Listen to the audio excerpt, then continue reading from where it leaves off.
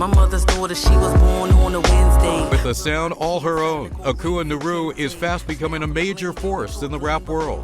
Orisha Mount the priest should have seen it at the Bembe. Her style, a different take on rap, away from the violence and misogyny often associated with the genre.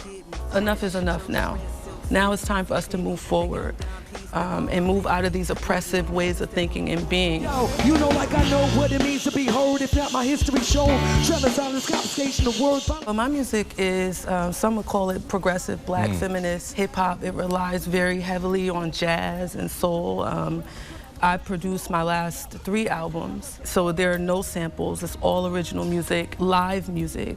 Akua grew up in New Haven, near Hill House High School. As a child, she loved to write poems. My family thought it was the cutest thing. That was just the beginning to what would become a future career in the recording industry. Hey, rock with me now, roll with me now. Her own life experiences often a part of her musical message. There's a distance between what I experience at home, which is love and acknowledgement and support, and as a young black girl, and what you experience out in the world. Extremely well-educated with degrees from Rutgers and Penn, Naru is now working with scholars at Harvard, chronicling the contributions women have made in hip-hop. I would like to be a part of this movement that changes the way that we think about women and girls in hip-hop. 10 years ago, this modest Meriden home I look back sometimes and I think, oh my God, why didn't you kill him? turned into a crime scene.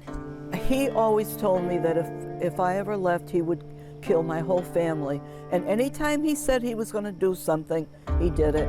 Rita Pompano has spent more than 5 decades of her life in fear of her husband, Ralph. I was never in love with him. I was afraid of him right from the start. She was 17 when they met. He was 23. My mother was kind of weird. She always told me, no matter who asks you out, make sure you go. Or if you're at a dance, if somebody asks you, you always say yes. She did.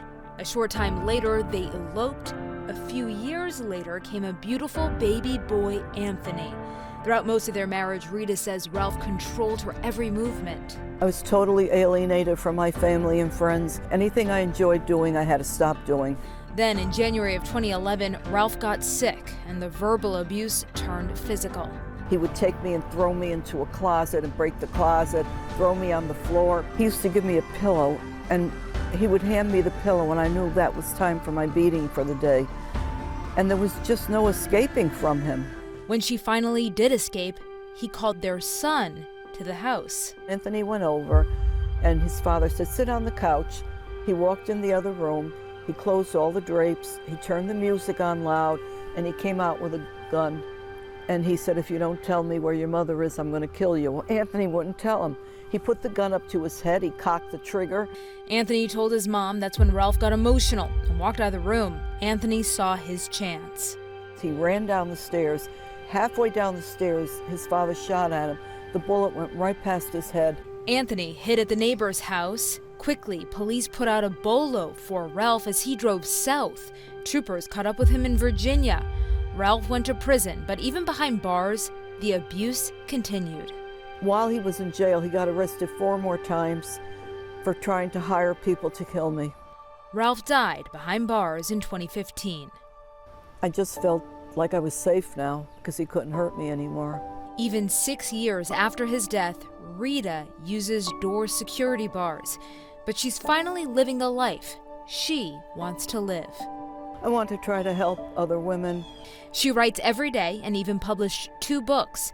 Rita hopes sharing her story will save someone else from living it. All my friends tell me that I'm a changed person.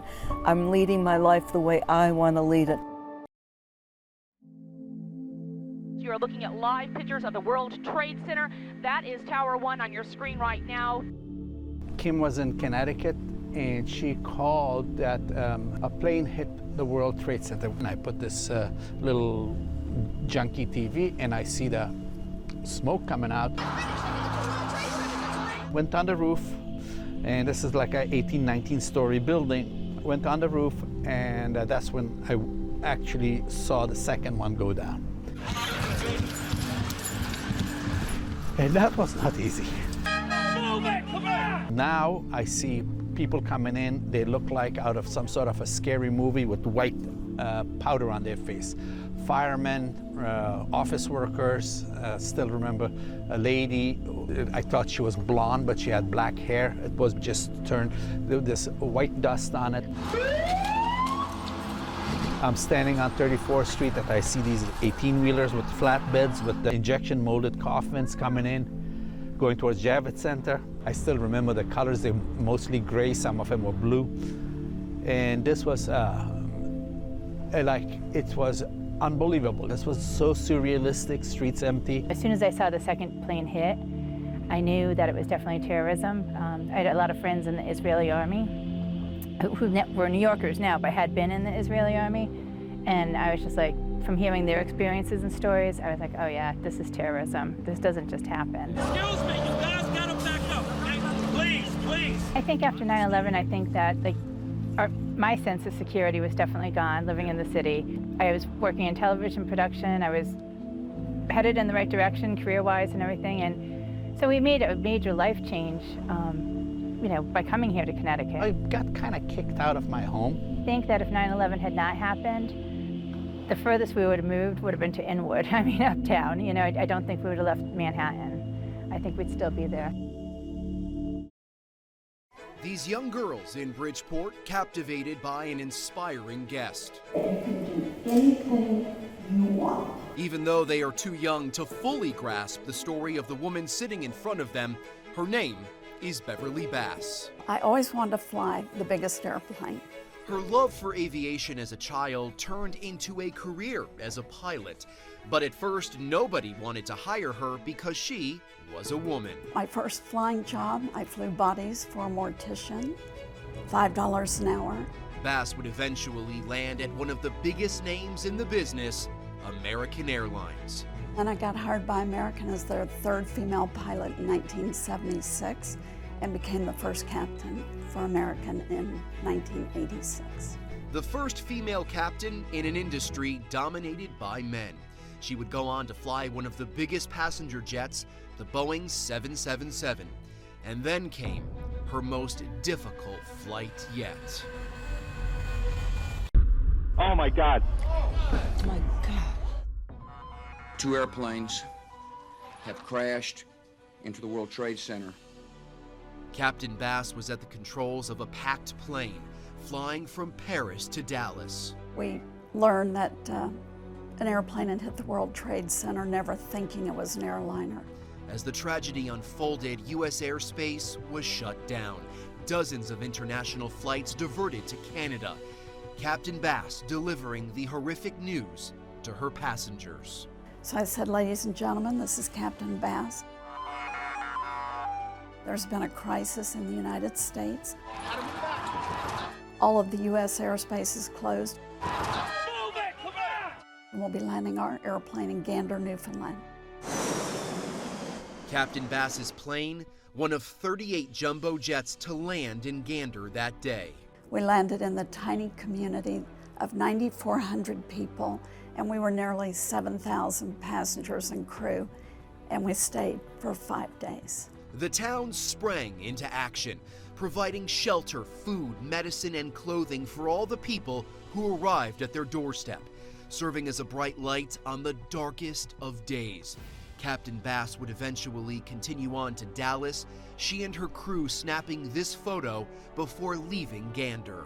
Captain Bass would continue flying, but the effects of September 11th on the aviation industry, especially American Airlines, would force her to retire early in 2008. Her family there for the ending of a remarkable career, but retirement wouldn't last long. Then when the show came about, things started to become a lot more active.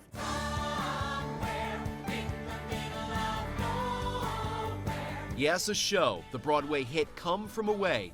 It tells the story about Gander on 9/11, Captain Bass's experience that day, and her career, now a centerpiece in the musical. 1986, the first female American captain in history.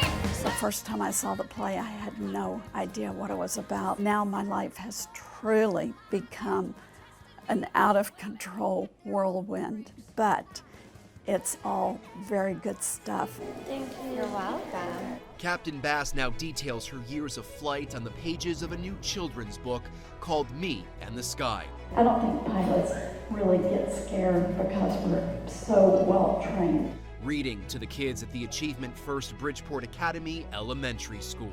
It's so great for scholars to be able to see different professions and see like what they can do, which is anything they want to do, right? Captain Bass leaving an impression on this next generation with her extraordinary life that at times has been faced with extraordinary circumstances. I thought if I could have the opportunity to influence even one child to live the career that I had for so many years, it would truly be a gift to me. Reporting from Bridgeport, Brian Spiros, News 8.